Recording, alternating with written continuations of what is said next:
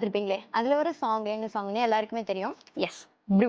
ஒரு பிராண்டுக்கு சவுண்ட் எவ்வளோ முக்கியம் அப்படிங்கறது நம்ம இந்த மாதிரி அட்வர்டைஸ்மெண்ட்ஸ்ல இருந்து நம்ம தெரிஞ்சுக்க முடியும். இப்போ நீங்க பார்த்த சாங் வந்து நம்ம தீம் சாங் அப்படின்னு சொல்லுவோம், which is something kind of sonic logo. Sonic logo அப்படின்னா இந்த சவுண்ட் மாதிரி. இது என்ன சவுண்ட் தெரியுதா? எஸ், நெட்ஃபிளிக்ஸோட குடும் சவுண்ட். ஸோ இது மாதிரி ஒரு பிராண்டை அவங்கள அட்வர்டைஸ் பண்ணிக்கும் போது நம்ம அவங்கள நல்லா மெமரைஸ் பண்ணணும் அப்படிங்கிறதுக்காக மட்டுமே இந்த மாதிரி சவுண்ட்ஸ் எல்லாமே யூஸ் பண்ணுவாங்க. சரி, லோகோஸே நிறைய கைண்ட் ஆஃப் லோகோஸ் இருக்கு. ஒன் ஆஃப் தி லோகோஸ் தான் இந்த சோனிக் லோகோஸ். இதெல்லாம் வச்சு நீங்க ஒரு சூப்பர் மார்க்கெட்டுக்குள்ள என்டர் ஆகுறீங்க அப்படின்னா ஏதாவது ஒரு ப்ராடக்ட்டை பார்க்கும்போது அவங்களுடைய ஆடோ இல்ல அவங்களோட ஆட்ல வர மியூசிக்கோ உங்களுக்கு ஞாபகம் வரணும் அப்படிங்கறதுக்காக, மெமரபிளா இருக்கணுங்கிறதுக்காக தான் கம்பெனிஸ் இதை நிறைய பண்றாங்க. இந்த மாதிரி உங்களுக்கு ரொம்ப பிடிச்ச சோனிக் லோகோவோ இல்ல தீம் சாங்கோ என்ன அப்படிங்கறது காமெண்ட்ல சொல்லுங்க.